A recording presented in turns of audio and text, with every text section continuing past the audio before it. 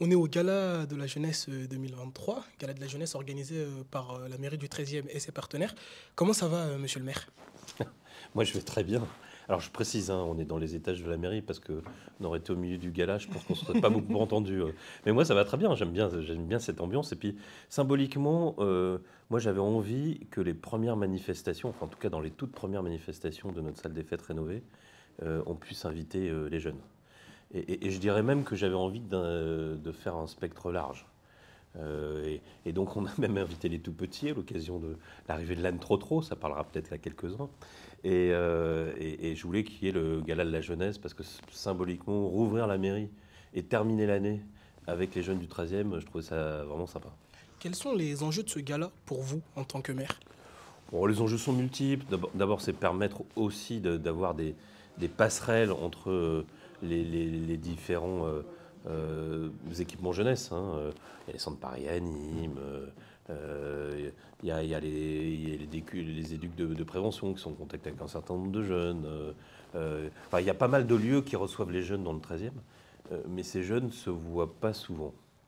Et donc, c'est bien d'organiser aussi ce possible brassage, cette rencontre, ces éléments croisés. C'est bien pour ceux qui les animent, et puis c'est bien évidemment pour les jeunes qui fréquentent ces lieux. On a interrogé des jeunes en arrivant au gala et on Je leur a suis tout demandé, oui. on leur a demandé quelles étaient leurs questions pour monsieur le maire. On vous fera écouter les extraits juste après. Ouais. Mais comme là, on peut pas, je vais vous les poser directement. Ouais. Alors, il y a cette première question d'abord qui est de savoir quelle est votre charge de travail. Est-ce qu'un maire, ça travaille beaucoup ou pas? Bonjour monsieur le maire, alors moi j'avais une question, c'était de combien de temps vous travaillez par mois et si c'est compliqué pour vous, voilà. Ouais, ça travaille beaucoup. Ça travaille beaucoup et c'est d'abord, alors j'ai trois mots de sérieux, hein. C'est compliqué de pouvoir d'ailleurs concilier une vie personnelle et une vie professionnelle. Et je ne vous cache pas qu'à titre personnel, et c'est vrai que de pas mal de mes collègues, ça a un peu impacté ma vie personnelle. Alors les boulots très prenants, il y en a d'autres, hein, pas que celui de maire. Mais quand vous bossez matin, midi et soir, parce qu'il y a des réunions tous les soirs. Vous voyez, par exemple, tout le début de l'année, ma chef de cap qui fait mon emploi du temps, parce que ce serait trop beau si je faisais mon propre emploi du temps, c'est pas moi qui décide, m'a dit que ça y est, elle avait déjà cramé toutes les soirées de janvier et de février. Et le week-end, évidemment, il faut être présent sur un certain nombre de manifestations. Alors c'est toujours pareil, quand on est maire, il n'y a pas forcément d'obligation directe. Mais enfin bon, si vous n'êtes pas là, C'est toujours mieux d'être présent. voilà, c'est pas terrible. Et vous faites en plus ce métier depuis longtemps. À Mmh. l'époque où vous êtes élu, vous êtes, je crois même, le plus jeune Ouais, et maire. maintenant, c'est plus le cas. Du coup, ça fait longtemps que Ouais, vous faites ouais. ça. Après tant d'années, est-ce qu'il y a il y a cette réflexion sur le fait d'arrêter ou pas? Est-ce qu'on se dit Ah c'est oui, pas alors trop là, prenant? c'est une très très bonne question, parce que oui, oui, cette réflexion-là. Heureusement d'ailleurs, enfin en tout cas moi je l'ai. Euh, alors je ne l'ai pas de la même façon qu'un certain nombre de mes collègues, parce que vous en entendez souvent réfléchir sur le coup d'après. Ça y est, je suis là, je montais là, je montais là. Ou alors je montais là, parce que voilà, ou j'y pense en me rasant le matin. Moi, je ne suis pas comme ça. Moi, je pense que c'est un immense honneur d'être maire. Je pense que en termes d'engagement politique, c'est sans doute la plus belle chose qu'on puisse faire. Donc je suis très, très heureux d'être maire. Et évidemment, de temps en temps, on m'a sollicité pour me présenter aux législatives, pour devenir député ou sénatorial. Euh, mais jusqu'à maintenant, je n'ai pas cédé à ces sirènes, même si je suis humain, hein, je regarde. Hein, quand on vous dit que vous allez être bien me payer et que vous allez potentiellement travailler un peu moins, vous êtes humain, vous regardez.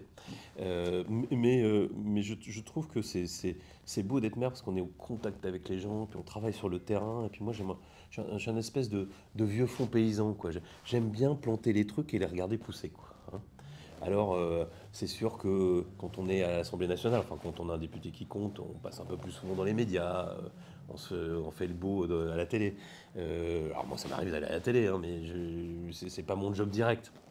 Mais je trouve qu'on est vraiment dans l'action concrète, dans le contact des gens. Ça nous arrive de sortir des gens de la merde, ça nous arrive de travailler sur des projets très structurants pour le territoire, pour le 13e en l'occurrence. Et c'est ça qui est vraiment bien, et donc je m'y plais.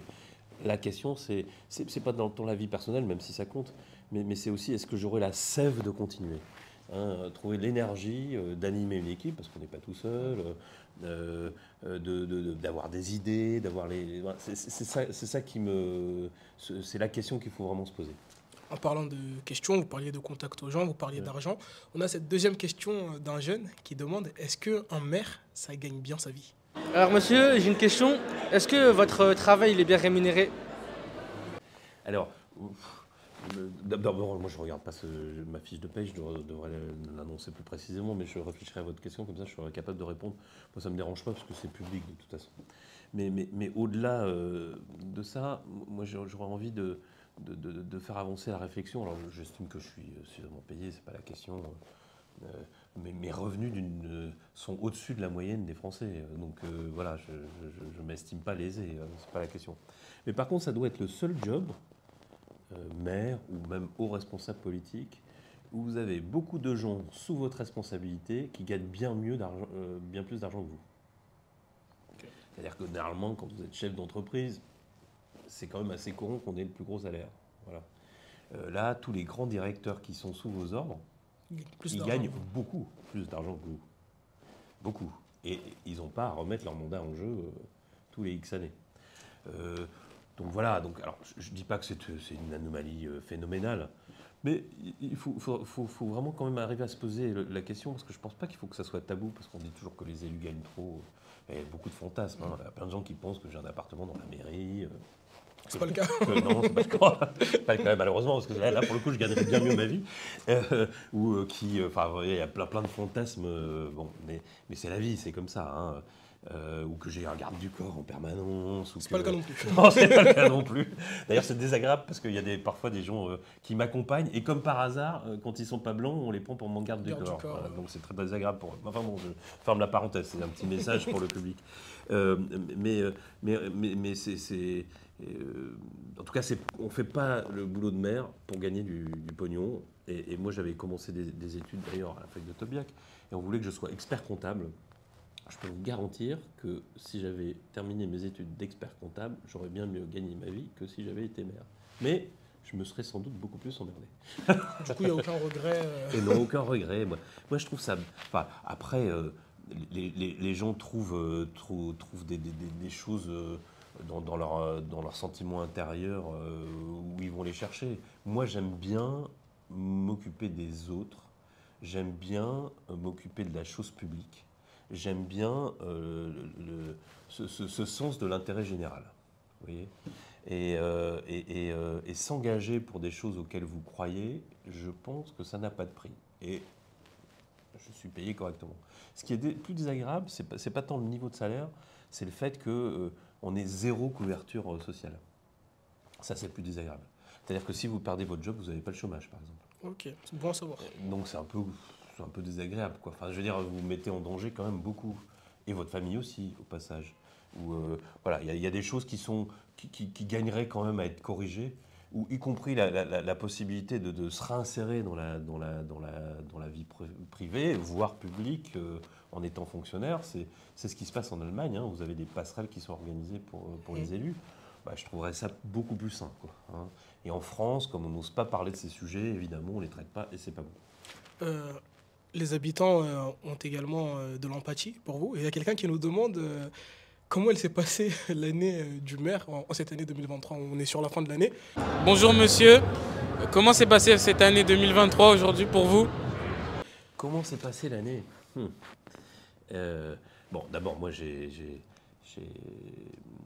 y a ma vie de mère, ma vie personnelle. Hein, donc j'ai un petit bébé de 2 ans, donc je vis aussi des... Félicitations. Oui, ça fait tard, ça fait tard, mais félicitations quand même. On le salue. Non, mais je passe des moments aussi personnels. Heureusement que j'ai un peu de temps personnel et que ça me nourrit. En tant que mère, je vis beaucoup de moments bien parce que l'idée c'est de tirer le 13e vers le haut et on arrive quand même à faire beaucoup de choses qui me semblent, moi, positives. Alors après, ça sera aux concitoyens de juger. Hein, sur les grandes rénovations du 13e, sur les équipements publics qu'on met en place, sur les événements qu'on arrive à proposer aux habitants, sur y compris l'ambiance générale du 13e arrondissement, qui je trouvais quand même assez différente de l'ambiance nationale. Et donc j'en viens à ce qui me chipote, c'est l'ambiance nationale. On n'est quand même pas dans des moments très drôles. D'abord, l'environnement international pèse beaucoup. Enfin, je veux dire, il y a quand même pas très loin de chez nous des choses atroces qui se passent. Et on ne peut pas s'en extraire, évidemment. Même si on n'est pas touché personnellement, on est touché humainement. Et puis après, il y a l'ambiance dans notre pays. Et là, l'année n'était déjà pas terrible, mais on la termine sur le débat sur la loi immigration. Et je peux pas... Enfin, je fais de la politique aussi. Hein, je suis le produit d'un engagement politique. Et donc, ça je peux pas te dire que ça me laisse insensible. Et c'est d'abord un certain nombre de dispositions de la loi, parce qu'on parle de ça, mais après, il faut lire le contenu. Et il y a quand même des choses très, très, très problématiques. Mais c'est aussi une ambiance générale. Et quand on passe un temps infini à regarder son voisin pour regarder d'où il vient, sa couleur de peau, la tonalité de son nom, eh ben c'est pas un signe de confiance dans notre avenir commun. Elle vous fait peur, la France de demain? Peur, oui, parce que, je veux dire, moi quand je me suis engagé politique, c'était les débuts du Front National, c'était pas le Rassemblement National à l'époque, c'était le début du Front National, c'était déjà Le Pen, parce que c'était le père et pas la fille. Et une partie de mon engagement de jeunesse, c'était justement pour lutter contre ces dérives qui menaient vers le racisme, la xénophobie, etc. etc. Et donc, la racine de mon engagement politique, de ce qui m'a poussé à m'engager, c'était ça. Et donc, de les voir pas très loin des portes du pouvoir, même si les choses ne sont pas faites, ça ne peut pas me laisser insensible. Et donc tout ça, évidemment, m'interroge beaucoup. Et puis, d'une certaine manière, j'en prends aussi ma part de responsabilité, même si je pense qu'elle est quand même, j'espère, faible, mais quand même. Mais de faire partie d'une génération, enfin de plusieurs générations d'ailleurs, hein, mais parce qu'on n'a pas tous le même âge, mais d'une génération à des postes politiques, même si le maire du 13e, c'est pas président de la République, qui est là au moment où le Rassemblement national peut accéder au pouvoir, l'extrême droite, ah ben évidemment, ça me touche très fortement. Et c'est pas un truc en l'air. Et donc oui, cette année 2023, elle est quand même marquée de tout ça, de cette évolution, de cette perspective qu'on commence à voir se dessiner. Et voilà, et ça me touche. Il y a également la question des Jeux Olympiques. Comme on le sait, hein, Paris va accueillir les Jeux Olympiques 2024. Exactement, ouais. Ça arrive très très vite. Il y a cette question d'une jeune qui vous demande est-ce que les jeunes auront le droit à des places pour aller voir diverses compétitions? Bonjour monsieur le maire, est-ce qu'il y aura des places pour nous pendant les JO? C'est pas que le sujet des jeunes, hein, parce que moi je vais vous dire les choses très cash. Moi-même, j'aurais pas de place pour les Jeux Olympiques. C'est problématique. Ou pas? Ou pas. Pour vous, selon vous, c'est pas... Non mais ou pas. Je veux dire, les Jeux Olympiques, c'est une machine d'abord qui brasse beaucoup de pognon et qui ramène du pognon au rond des places très chères. C'est ça le modèle économique des Jeux Olympiques. Et évidemment, les spectateurs, ils ne sont pas forcément assis dans un stade, ils sont devant leur télé, c'est comme ça. Enfin, je veux dire, le truc marche comme ça. Et je crois que même pour la cérémonie d'ouverture, on nous a fait comprendre que ça serait non. Alors que la cérémonie d'ouverture, elle va démarrer dans le 13e arrondissement. Bon. Mais à la limite, c'est pas grave. Ce qui est important, c'est qu'on va montrer une image de nous. Et de la France, de Paris. Alors, je ne veux pas être trop grandiloquent, mais grâce à ça, il y a des pays qui ont réussi ou pas. Il y a des Jeux Olympiques qui ont ramené énormément de choses. Vous regardez Barcelone. Barcelone, c'est une ville qui a rayonné à partir des grandes manifestations internationales, et notamment les Jeux Olympiques, qu'elle a pu accueillir. Et donc, on va donner cette image. Moi, je crois beaucoup en l'image de Paris. Moi, j'adore Paris, je suis né à Paris, j'aime cette ville. Je pense qu'on va la montrer, et puis on va montrer quelque chose de nous. Et j'espère qu'on montrera la France qu'on a envie de montrer. Enfin, en tout cas, que j'aimerais bien qu'on voit. C'est-à-dire une ville comme Paris qui est ouverte au monde, qui est internationalisée, qui est très riche culturellement, qui est très riche aussi sportivement. Et de montrer tout ça, ça peut être une vraie richesse. Alors après, je sais qu'il y a heureusement quelques places moins chères qui vont être distribuées, etc. Je ne sais pas qui aura droit. En tout cas, moi, à titre personnel, je ne courrai pas derrière, pour moi.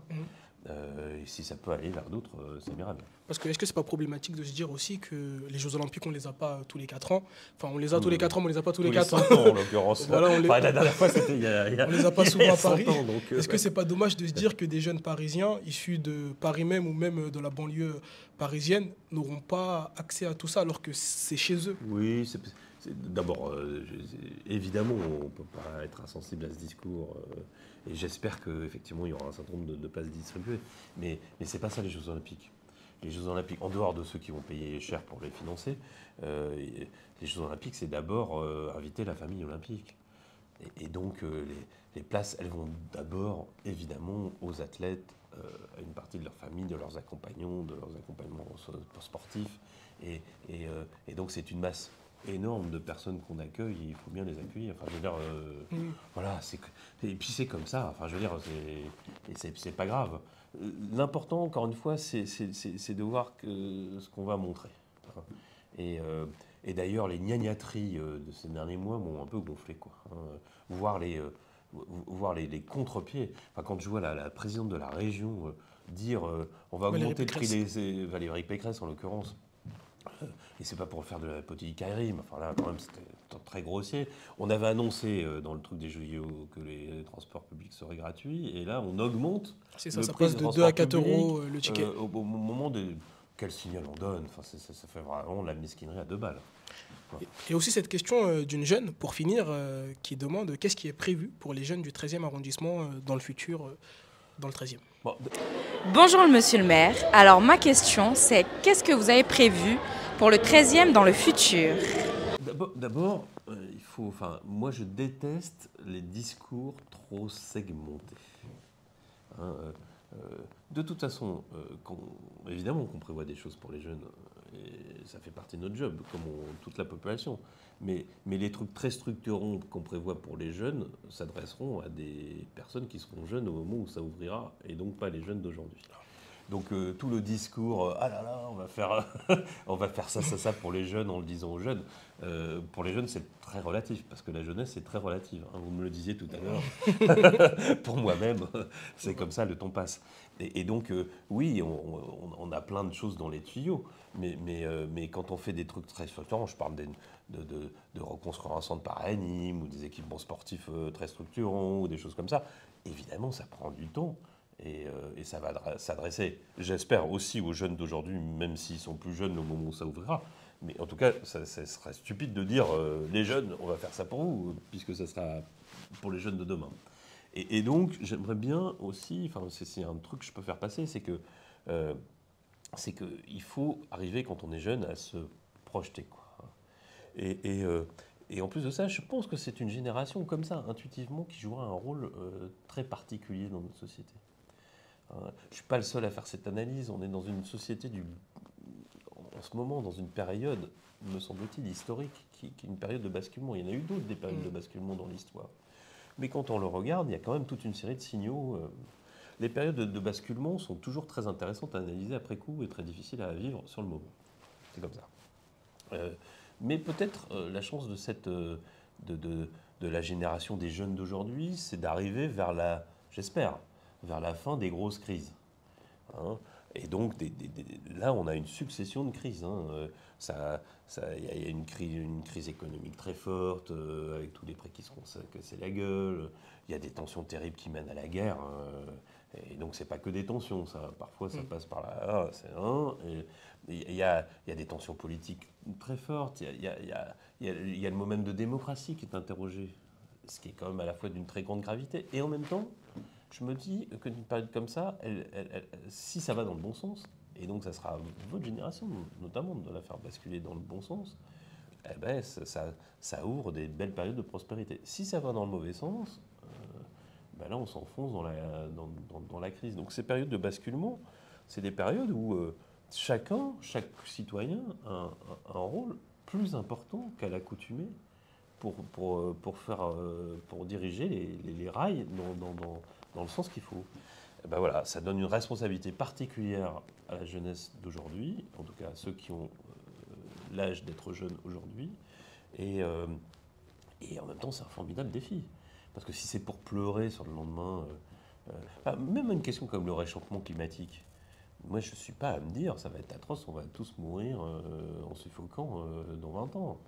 Si c'est ça, c'est les bras, puis on va faire autre chose, et puis on fait la fête en attendant que ça arrive. Hein. On peut faire aussi la fête, hein, ou on pleure, je sais pas. Faut concilier les deux.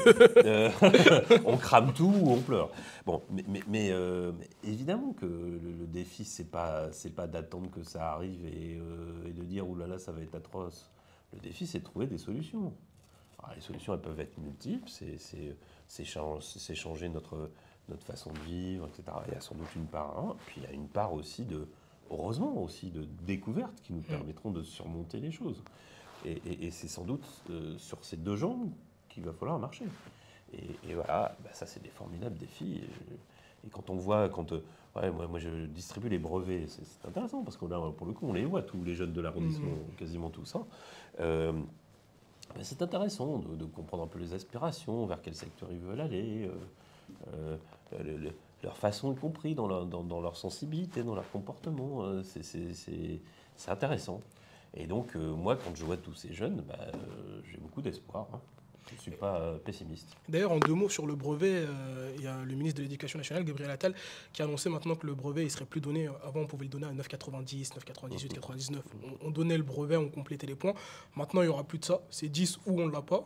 Vous en pensez quoi de ça? Ouais, ça me semble pas vraiment d'être le sujet du moment. C'est pas ça je trouve qu'il y a des choses plus fortes à interroger. Hein. Tout ce qu'on entend sur le redoublement, moi, m'interroge. Moi, par exemple, le redoublement, je pense que c'est pas la bonne façon de rétablir les choses. Du même que le fait de ne pas ouvrir les portes du lycée lorsqu'on n'a pas le brevet. Il y a des pays, alors pour le coup, ça, il faut se donner un peu plus de moyens, qui disent, au lieu de faire des redoublements, ce qui est quand même un peu chiant, parce qu'on se retrouve rabaissé dans la classe inférieure, on refait exactement le même programme, on scolte parfois les mêmes professeurs. Mais il y a des pays où on dit, le jeune qui a des difficultés, au lieu de faire les 2 années qui viennent en 2 ans, il les fait en 3 ans. Alors ça, c'est quand même beaucoup plus intelligent. Et ce qui permet une remise à niveau plus efficace. Ça demande un peu plus de moyens. Ou il y a des trucs qui m'étonnent beaucoup, quoi. Les histoires sur l'uniforme. Vous n'êtes pas pour l'uniforme? Oh non. Pas du tout. Vous trouvez pas que ça règle certains problèmes, notamment celui de la Baïa? Non, mais l'uniforme, moi ça m'interroge beaucoup parce que, évidemment, quand vous êtes un vieux con, je fais partie des vieux cons.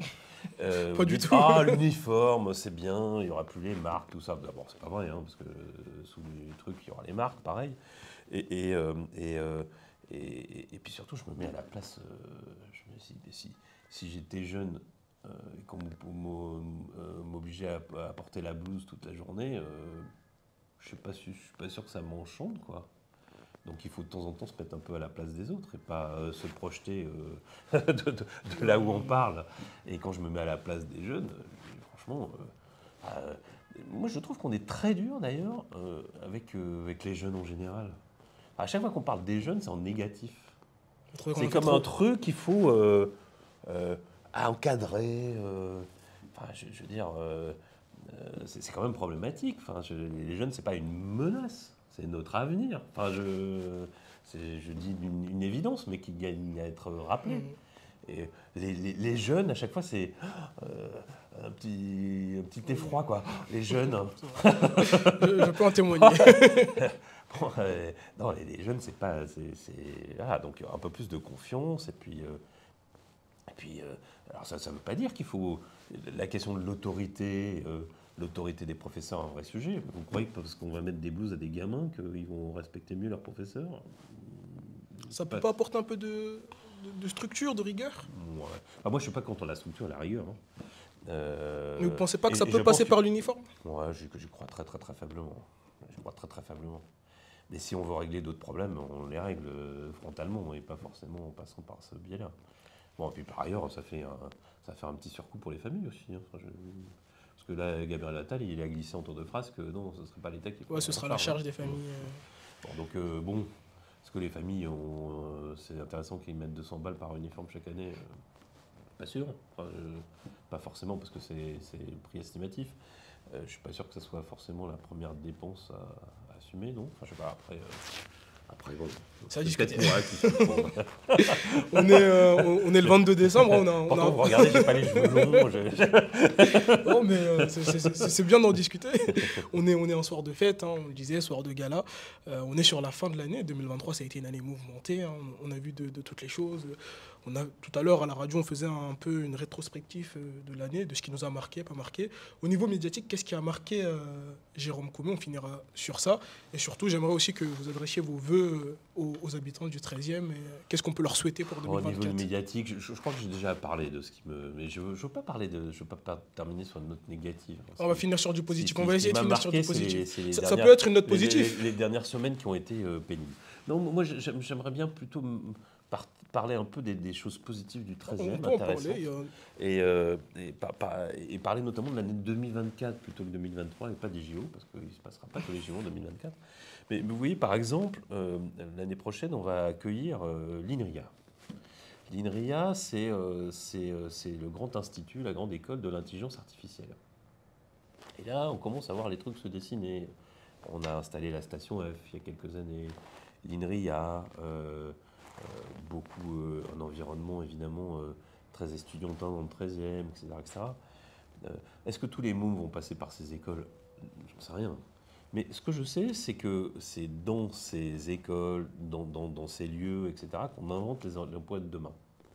Et le fait que tout ça soit localisé dans le 13e arrondissement sera forcément un élément positif pour les gamins du 13 d'aujourd'hui.